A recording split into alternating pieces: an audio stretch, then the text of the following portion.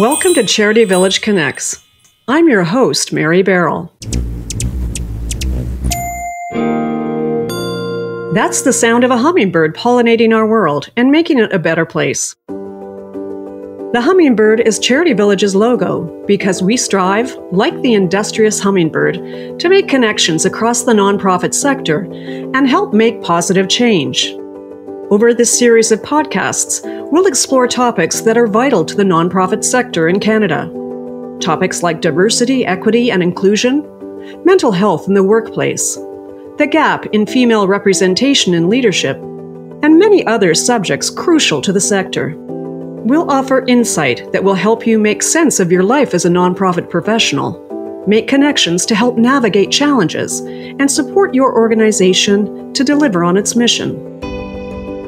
In this episode, we'll investigate whether the nonprofit sector is prepared to navigate the impending succession crisis it's bound to face in the next decade.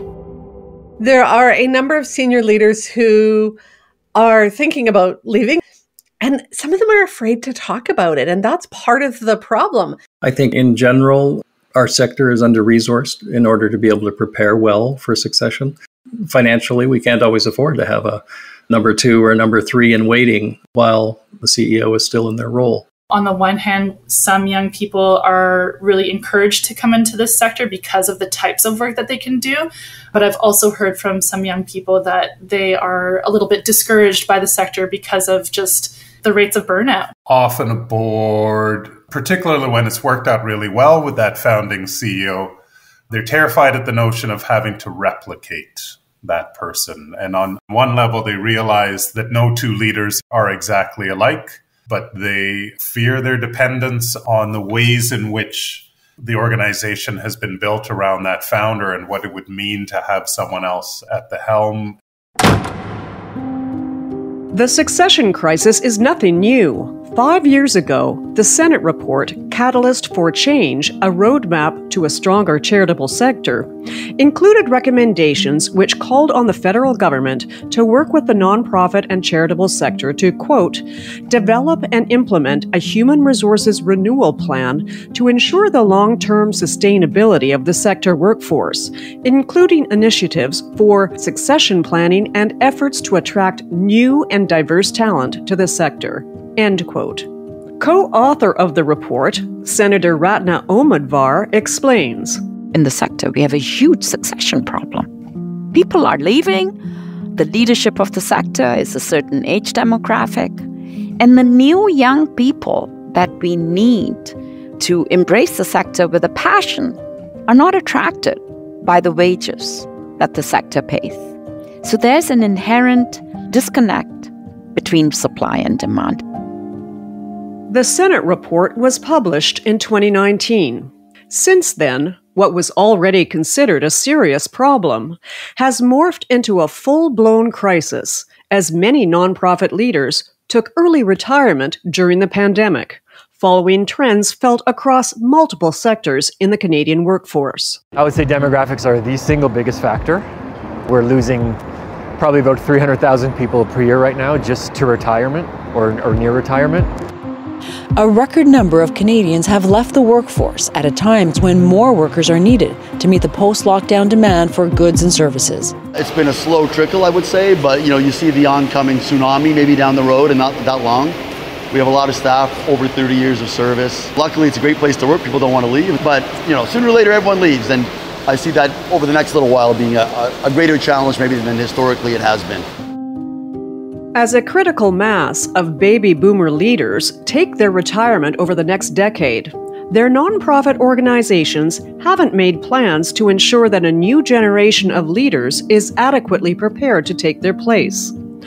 All too often lacking the time and resources to successfully plan ahead and build a succession plan, many of these organizations are also unsure how to attract new, younger people to the sector. We'll explore some of the reasons we find ourselves in this critical situation, as well as strategies for managing this potential crisis and ensuring that nonprofits can create a sustainable future. Canada is home to an aging population that is retiring earlier and living longer than ever before. A Carleton University study, published in The Philanthropist, indicates that for every 2 people who will retire over the next 30 years, only 1 person will take their place in the labor force. According to the Senate report entitled The Demographic Time Bomb, by 2031, about 25% of Canadians will be aged 65 years or older. By 2030, there will be 40 retirees for every 100 working-age people. While this exodus of boomers will affect every aspect of the labor force, the nonprofit sector is especially vulnerable at the leadership level. The Charity Insights Canada Project survey on organizational sustainability reveals a widespread lack of formal succession planning, with 44% of organizations reporting the absence of a formal succession plan, and only 10% having a well-defined plan in place. 43% of respondents are either working on a plan or are addressing succession planning on a case-by-case basis. One of the reasons for the lack of succession planning is that, in addition to needing young and talented people to step on board, some organizations' senior leaders are also founders who are reluctant to step down from an institution they created from scratch. It's a phenomenon called the founder syndrome. Dave Hutchinson, president and leadership talent partner for Cause Leadership, an executive search firm serving the nonprofit sector, explains. Founder syndrome is sort of the negative connotation related to when an executive leader or founder doesn't know when to leave and hasn't prepared the organization for their departure. And a lot of it stems from their desire to keep doing good and their desire to continue to advance the mission that they're passionate about. But if we don't start recognizing that those transitions need to happen sooner than later, then organizations will falter. Dave Hutchinson's observations on the founder syndrome are supported by research conducted by Michael North, a professor at NYU's Stern School of Business, who studies the increasingly multi-generational workforce of today. Here he is in an interview with CBC earlier this year, describing the impact on the next generation, the potential leaders from Gen X. I think one of the other sort of quiet laments of Gen X is because the boomer generation is sticking around longer than ever and working longer than ever, which, who's to say that shouldn't be their right in general.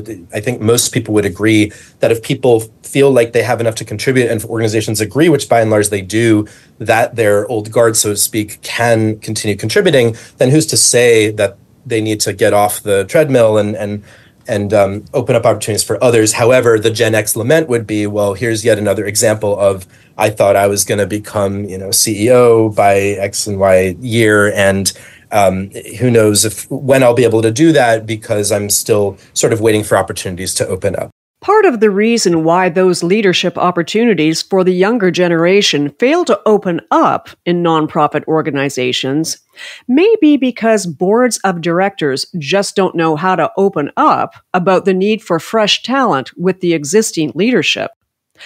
It's up to boards of directors to broach this delicate conversation about succession with their current executive director or CEO. But when is the timing right? How do you even raise this subject?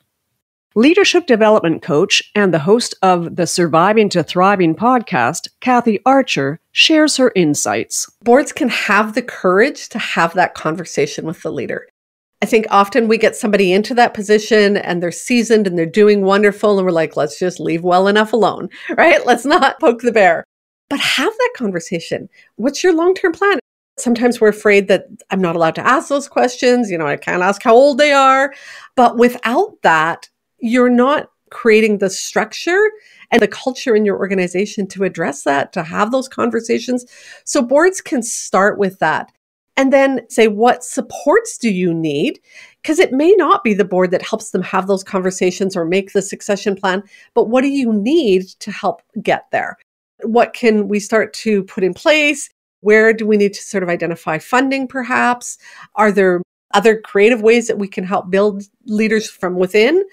But start to have that conversation, I think, is the first step boards need to do. Nick Chambers is a partner in Boyden's social impact practice, and he recruits executives and board directors for a wide array of mission-driven and public-serving organizations.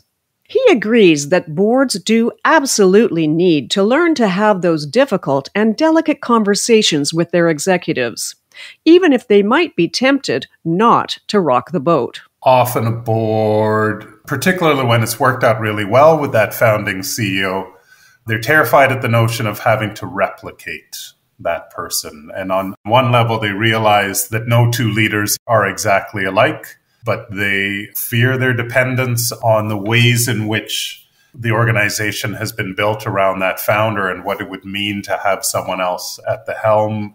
And in the way that our psyches work, we might be tempted to kick that reality down the road as long as possible. And I think it is in part a question of courage. It's also about the ability to plan ahead, and the best boards engage in planning really well. And succession is one of those priorities that should really be baked into the rigor, the routines of a board. So how can boards of directors plan more effectively for an executive leadership transition at their organization? What steps should they be contemplating putting in place to make succession planning a more intentional and smooth process for both the board and the executive leadership? Nick Chambers weighs in. Some executive directors, some CEOs are on a term-based contract, so they might have been signed up for a 3-year term or a 5-year term, and in anticipation of that term coming to an end and either a departure or a reappointment, there should be some conversation with that leader baked in as to what their intentions, what their plans are. And so that might help point in the direction of needing to think about a replacement for that leader or needing to think about how to hold on to that leader. And in the absence of a term limit, if it's an open contract that doesn't anticipate a specific departure date or need for reappointment, then building into that cadence of chair and CEO dialogue and planning should be a discussion of that leader's plans. That leader should also be encouraged to be thinking about the other members of their executive team, understanding what their goals, their ambitions and aspirations are. If in doing so, the CEO determines that there's no one on the team who would naturally gravitate toward stepping in as their replacement, or at least putting their name in the hat, then that should be a matter of discussion with the board. Nick Chambers suggests that organizations might also have a better chance at successful leadership transitions if they worked harder on improving their staff retention. Part of the task of retaining people is to ensure that they feel that they belong in the organization, can grow in the organization values them, and even if they don't spend their entire career with that organization, that there is a path forward for them. Particularly for smaller organizations or ones in which there's not a lot of movement, development planning around what's next for someone is key. You might have someone on the executive team who says, my ambition, my goal is to be the CEO of an organization, and I would love for it to be this one, and might be turning to the CEO for some coaching, or sometimes members of the board will step in and provide some coaching. So we want to be doing those types of things while at the same time ensuring that the board has full opportunity to pick the person they deem to be best for the CEO role. What is the next generation of talent saying about their career goals and their desire to climb into leadership in the nonprofit sector? Leadership development coach Kathy Archer says there are real barriers discouraging younger people from stepping into nonprofit leadership positions, not the least of which is what they see their leaders struggle with day in and day out. I think they look at the leaders and go, no way. I do not want to do what those guys are doing. And so I think that's part of it. The barrier that the sector has created is we've got leaders who are overwhelmed, overloaded, burning out, struggling to keep up. And the next in line leader looks at them and says, I don't want that lifestyle. We're in survival mode. And so As a younger leader or a next in line leader, I look at that and say, no, thank you. Indeed, the strategy of bringing up younger talent internally to be groomed into a leadership role is often something of a luxury for many nonprofits, most effectively achieved by well-funded organizations. Unfortunately, due to lack of funds and resources in the vast majority of smaller nonprofits, many organizations just don't have the capacity in their workforce to develop their next leaders from within. Dave Hutchinson explains. I think in general, our sector is under-resourced in order to be able to prepare well for succession. We don't often have the liberty or luxury, I guess is a better word, to say that financially we can't always afford to have a number 2 or a number 3 in waiting while the CEO is still in their role. So I would say most organizations are not in that position in order to bring somebody up internally because they probably don't have them.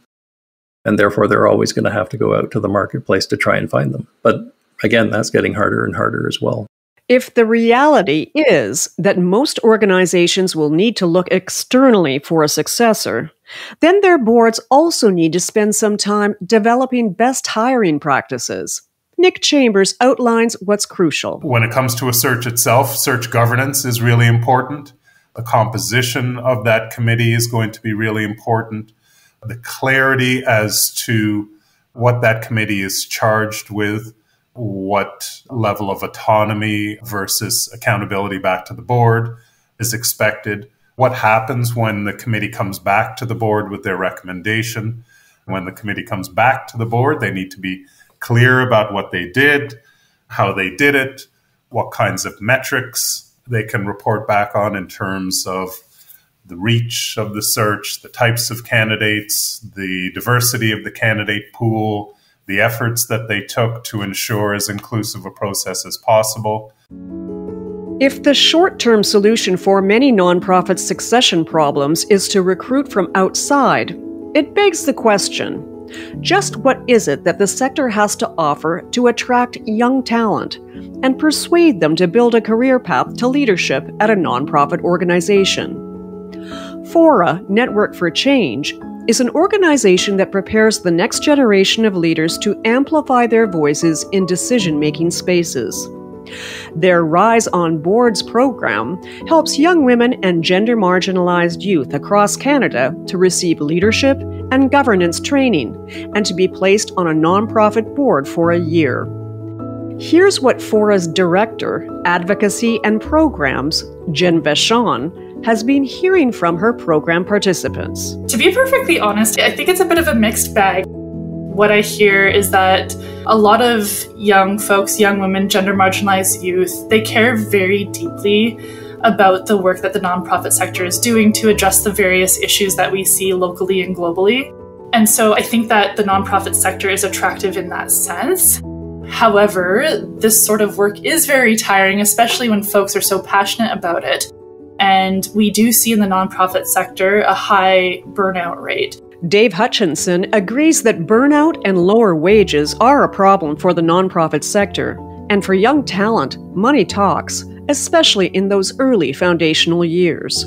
This means that highlighting the meaningful nature of the work in the sector is critical to overcome the sector's perceived shortcomings and attracting young people who seek purpose with a paycheck. Compensation will never be as high as it is in the corporate space. There's a few out there that, of course, make more than others, and yet they're running very large, significant organizations, and you would expect the compensation level to be higher. But in general, our sector is not known for anybody getting rich by working in the charitable space, let's put it that way. Part of it is definitely a resource issue. I think it's a talent attraction issue as well. I mean, the two biggest issues facing charity today are talent and money. If you don't have enough talent and you don't have enough money, then your sector is going to be challenged by those two significant factors. So it comes down to talent attraction as well, but what is attractive about our space that would cause people to come and work here? Obviously, mission is a huge piece of that, and so we don't usually falter on the mission side. We usually have lots of people that are interested in what our charities are about. But can they afford to come and work at a charity and take a reduced compensation package than they might be used to? From the other side, have they actually got the education and the experience that we need to assume leadership roles? Have we done mentorship well? Have we done professional development well in our organizations? I would say, in general, probably not at the level that we need to. So those are some of the factors that are making it more challenging to find the talent that we need. Kevin Calloway holds the Canada Research Chair in Occupational Health Psychology at St. Mary's University in Halifax. Part of his research involves studying what makes people like their jobs, including the intrinsic qualities that make work meaningful together with the perks that we enjoy. Here he is in a recent CBC interview to explain. Typically, we talk about two main areas. We talk about intrinsic and extrinsic satisfaction. So intrinsic is, I like the work I'm doing. I like the actual tasks. I like that the work is meaningful. And that's what attracts many of us to certain professions in the first place. And then surrounding all that is all the extrinsic stuff, how much I get paid, what kind of vacations I get, where I work, the environment I'm in, all of those things. And when we ask people what creates satisfaction, what makes you happy at work, we often list all those intrinsic things. My work is meaningful, my work's important, I really enjoy what I do. But all those extrinsic things play a role too, especially when they're absent. So, if you don't make enough money. So if most nonprofits can't afford to pay better, what can organizations do to create a more attractive workplace?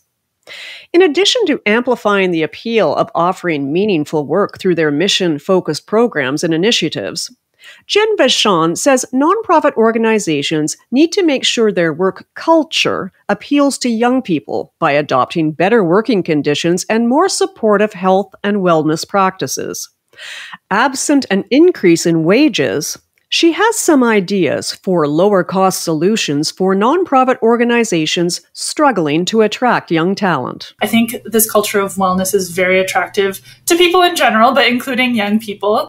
And it's no secret that the charitable sector oftentimes can't or doesn't pay salaries that are competitive with other sectors. But I think the sector needs to start demanding better pay for the work that's being done, and that there are sort of wellness policies that can be put in place. So even if a charity isn't able to offer exactly a competitive salary compared to the private or public sector, things like giving more vacation days or more sick days, implementing wellness days within your organization, like mandatory wellness days for everyone across the organization. Things like shopping around for a better benefits package that's within an organization's budget. Dave Hutchinson agrees that more attention on health and wellness in the nonprofit workplace is crucial, and he thinks it's long overdue in the sector. He believes a lot can be achieved in reducing burnout and improving employee attraction and retention by moving towards a more flexible work culture. Thankfully and gratefully to some of the folks that work in charity, they have spoken openly about their challenges from a burnout perspective and some of the reasons why over the last couple of years especially. That's actually healthy, and hopefully we can continue that conversation as it relates to understanding what are the true challenges that charity workers face today in Canada. I do think we need to prioritize the health of our teams. We need to have a healthy culture. We need to look at things like remote work and hybrid work that allow people to have a life that isn't about commuting into an office every day. Beyond pay, working conditions, and schedules, there are more nuanced emotional and psychological expectations that young talent seek in their workplaces. Jen Vachon emphasizes that young people also want to feel heard by their managers and leaders and be trusted with responsibility in their roles. They want to feel that they're having an impact on their organization and the community it serves. I think young people want to have a true say in how the work is being shaped. So even if it's not young folks in leadership positions, being in whatever position you're in within the nonprofit sector, being asked for your feedback and it not just being a performative act, but actually implementing that feedback and having people being able to take on the lead roles and sorts of development and implementation of different initiatives. I think these are all things that can be done to really attract young people to paid and volunteer roles. Jen Vachon adds that in order to build better pathways for young people to enter into nonprofit organizations and actually develop their careers and leadership capacity, Nonprofits need to nurture their emerging leaders and provide them with support through mentorship, networking, and professional development. One I would say is informal learning opportunities. So more leadership development programs that focus on challenges in nonprofit management. So looking at things like fundraising, governance, community engagement, those sorts of pieces that folks can really learn from and use to bolster or build better leadership pathways for young people. Mentorship and networking opportunities are huge, I would say. And we really do see this within the programs at Fora. So using Rise on Boards as the example, someone has a good experience in their first year on a board. They've been supported by a mentor and a coach, and then they go on to stay on the board beyond that one-year board term, and oftentimes take on executive board positions like the treasurer role or chair, vice chair. Kathy Archer agrees that skills development is crucial, and in particular, the soft skills that are what ultimately make leaders successful. We're not teaching them how to be leaders. We're teaching them the nuts and bolts of the organization. We're not teaching them, we call it soft skills, but essentially that's what we're lacking, is that ability to have those difficult conversations, maintain our composure, inspire and motivate people and get them to go, here's where I am. I mean, we have people come in and we hire them, we love their resume and we think they're amazing, and then they flatline and we're like, well, what's going on? Well, we haven't taken them to that next level, and that's your job as a leader, is to go, here's where they are, but here's what I see in them. How can I grow that? How can I develop that? Dave Hutchinson emphasizes that existing nonprofit leaders need to put aside their reservations and become more supportive of their emerging, younger leaders. I think it's meeting them where they're at and listening to them and recognizing that they are the future and we're not anymore. And a lot of that means that we have to put aside some of our expectations of older generations versus younger ones and give them the opportunity to lead. Frankly, I just feel like in the charitable sector particularly, we want somebody who's 25 with 50 years experience, right? That's sort of how it seems some days. Well, why not give that 25-year-old the opportunity to lead something? And I'm not trying to be disrespectful to our senior board leaders, but I think we need to remember that we were all young ones. If we don't trust that younger generation with leadership roles sooner, we're not going to have ready leadership to lead our organization. So what do these emerging leaders need to feel ready to take on leadership? Kathy Archer describes some of the areas where she sees emerging leaders struggling and needing additional support. Biggest gap, I mean, maybe it's because I work in the level of confidence, but it's the confidence. It's the imposter syndrome. They've moved up from frontline into this position without the training. I look back when I moved into leadership and I'm like, I'm the youngest one here. I don't have the experience. And so that imposter syndrome hits them. Part of the work the Rise on Boards program does is help open doors to young women and gender marginalized people with training that helps them overcome challenges like imposter syndrome, but also to offer training to open the mindsets of the organizations they're entering. Here's Jen Vachon to explain. The program really does hone in on expanding their skills, knowledge, confidence, and networks that truly do end up driving their leadership trajectories. So for the training component, we train them in things like negotiations and imposter syndrome to really help with their confidence in those different areas. Everything surrounding board governance, so fundraising, financials, board governance 101, professional communications. And then we also train them how to navigate tokenism and microaggressions for when those situations, if they do come up within their board experience. And then how do we go about that shifted mindset that really does help to develop those leadership pathways? So in the regular Rise on Boards program, any board that signs on to work with us and take on a one-year placement, at least 2 members of that board have to participate in the equity training that we provide. Perhaps one of the most powerful attractions for young talent today is an organization that embraces and is committed to equity, diversity, and inclusion. Increasingly, nonprofit leaders are recognizing that it's crucial that their organizations reflect the communities that they serve, including their leadership. Young talent yearn for workplaces that offer a vision of leadership in which they can see themselves. Senator Paulette Sr., who's also CEO and president of the Canadian Women's Foundation, remembers what things looked like when she started out. When I first started in the sector back in the late 80s. It was really a sector that I loved and cherished and relished in. It was inspiring to be doing the work that my heart desired. But I also saw that for the most part, the leadership did not reflect me. It didn't reflect the people we're serving. It was really an approach to working within a charitable model, sort of an old school model that didn't really look at the reflection of those who were being served and saw the need to make sure that those who were being served were also the ones who were doing the serving, so to speak.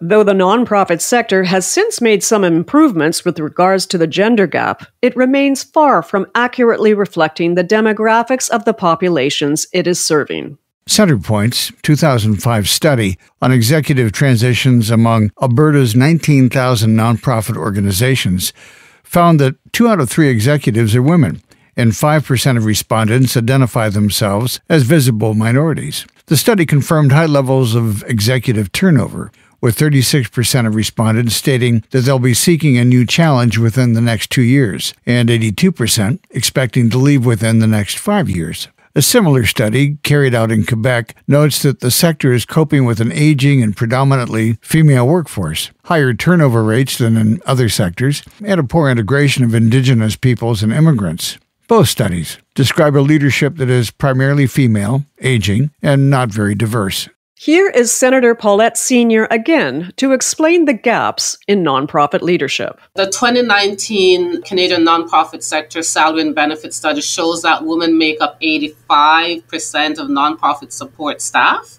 but hold 70% of senior executive positions. So where women are in leadership positions, they're often primarily white women. There are significant gaps in terms of board and executive leadership, especially for racialized and Black and Indigenous women and other folks such as women with disabilities or 2S LGBTQIA folks. As nonprofit organizations move towards greater equity, diversity, and inclusion in their workforce, including their leadership, what should boards understand when they're potentially bringing on their first female leader or first leader of color, or a leader from another equity-deserving group? What kinds of challenges do these leaders face? And should the board be doing things differently to support these executives? Nick Chambers, who is frequently called upon to lead or support executive searches with an equity, diversity, and inclusion focus, has this to say. There's a phrase that's sometimes used, the curse of the first. We're great at celebrating the first woman leader of X, Y, and Z, or the first racialized person in a given role. And there's a sense of excitement that comes with perhaps achieving something that hasn't been achieved before, breaking new ground. Perhaps there's a certain kind of optimism associated with what that might mean for the future of the organization. I mentioned that it can be lonely at the top. I think it can be especially lonely at the top when you're the first. And sometimes boards or other hiring bodies can make the mistake of thinking that the job is now done, of placing too much on the shoulders of that new person in terms of taking over long-standing issues of microaggression, sexism, discrimination, distrust between groups or individuals within an organization. And in the meanwhile, while there's still work to do in further diversifying the team, there should be some really open dialogue with that person, a willingness to say, how's it going so far? What are you finding difficult? I want you to help co-design your experience here. There is a risk in all of this that we take a more patronizing approach that says, I've heard of the curse of the first, and so I'm going to make it easy for you, and I'm going to clear roadblocks and introduce you to all kinds of folks who are going to mentor you. And while at least some of those steps may be the right steps, to head down that path without having that leader join in with you lockstep would also be a mistake. So the co-designing the onboarding experience, co-designing the steps that need to be taken to kind of share the load as far as the organization's needs are concerned.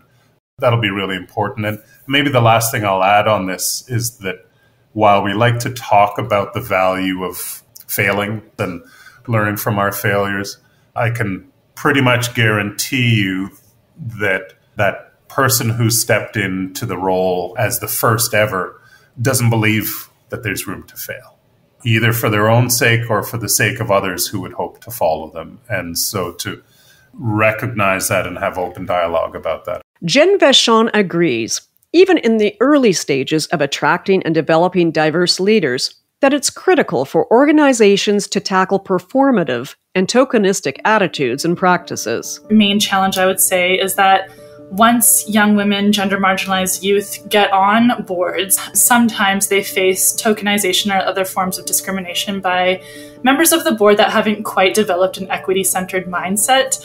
So people turning to these new board members as like EDI experts because they're one of the only, or like the only racialized person on the board, as an example.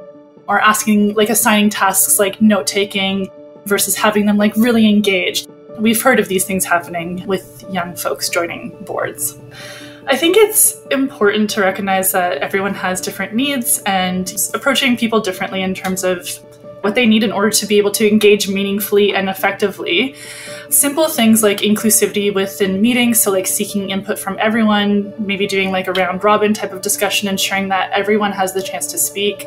All of the strategies we've discussed so far in this episode, from boards broaching succession discussions with executive leadership, developing and instituting a succession plan, adopting best practices for recruiting leaders from outside the organization, to developing recruitment strategies for attracting young talent, and building an internal pathway to leadership and embracing and implementing equity, diversity, and inclusion in your nonprofit, all require a long-term commitment of effort and resources.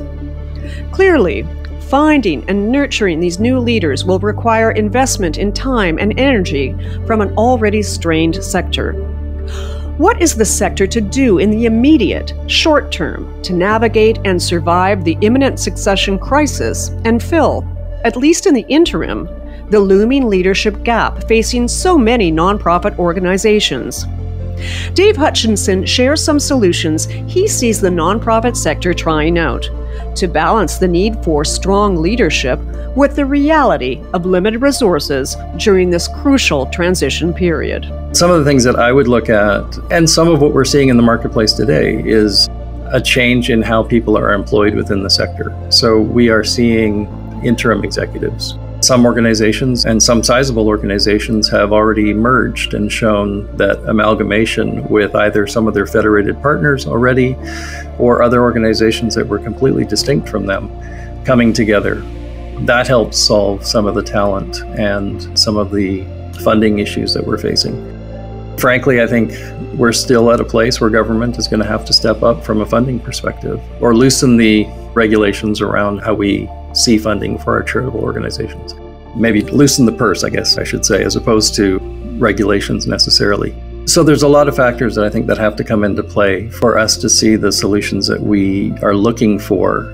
So flexibility in how we hire talent, who we hire, the terms that we hire them under, those are going to be vital conversations for organizations coming up, especially in this transition period, because we don't have enough of the leaders. We don't have enough talent in our market to replace the leaders that are leaving. So we're going to have to be creative and innovative about how we do employ people. So when you say you have to be creative and flexible, especially in this interim period, if we hope to get a solution, what are some of the strategies that you've seen? Interim executives, interim CEOs, being there for 6 months, 9 months, 12 months, whatever the need might be, to help an organization through an executive leadership transition. Executives who have been CEOs or chief development officers can actually be very valuable to organizations that could never afford them on a full-time basis, but can utilize them during a period of transition or a period of need within the organization's talent pool. Another potential source of talent that could help the nonprofit sector are sector shifters. These are people with leadership experience in the for-profit sector who are taking early retirement, but still want to use their skills and experience and make a contribution. I do really believe that talent from other sectors should be welcome in the charitable space. And in fact, would provide significant amount of talent that we do need. I would say that because of the transitions that we're facing, because of the talent pool that is the reality that we have today, if we don't embrace people from other sectors, whether it be the corporate or private sector or government, you name it, we're going to experience the deficit of their experience not being available to us. They bring an immense amount of skills, relationship building skills, sales skills, which translates into fundraising, project management skills, that translates into programs, executive leadership skills that they have experienced elsewhere as well. As this sector comes to terms with this succession challenge and considers solutions, tremendous changes in society will inevitably be taking place. I asked our guests to predict what the nonprofit sector and its leadership will look like in the next 5 to 10 years. I think there is a greater understanding of the value of having young and diverse women and gender marginalized youth engaged in leadership work in the sector. But I recognize that there is still a lot of work that needs to be done, and shifting those attitudes is going to be a lot of work, but I think we're on the right track. So I'm feeling optimistic. I think it's a gradual change. We have to start creating those ripples. And I think you'll start to see those ripples become waves in the next 5 to 10 years, but I don't think we're going to see a dramatic shift. I wish we were, but I also think that change takes time, and that's a good thing. We have to sort of work with it. It's sort of the 2 steps forward, 1 step back kind of theory. Let's see where we go. Okay, let's stabilize. So I predict that there'll be increased instability. Some organizations will fold or will fold into other organizations. We might see kind of more merging. We might see operating models kind of upended and organizations try something new. I think there's real opportunity for leaders who are entrepreneurial, leaders who can help navigate change. We like to talk about builders.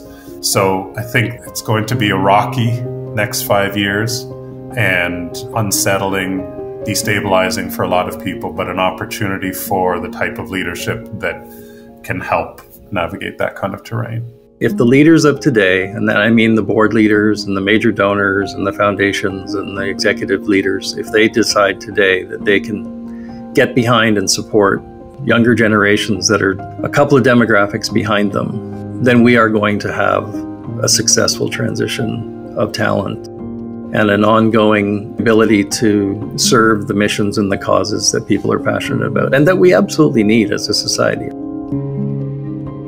I'd like to thank all of our guests for joining us and sharing their valuable insights into this critical issue of leadership succession for the nonprofit sector. Be sure to visit our website and our show notes for more information on the resources, reports, and programs mentioned in this episode. If you'd like to hear more of what our guests have to say, check out our full video interviews on our website. Charity Village is proud to be the Canadian source for nonprofit news, employment services, crowdfunding, e-learning, HR resources and tools, and so much more. Please take a moment to check out our website at charityvillage.com. In our next episode, Reconciliation and the Nonprofit Sector, Where Are We Now? As Canada prepares to observe the 4th Annual National Day for Truth and Reconciliation, we're checking in with Indigenous nonprofit leaders from across the country about what, if any, progress has been made when it comes to how the wider nonprofit sector supports, funds, and collaborates with Indigenous-led organizations.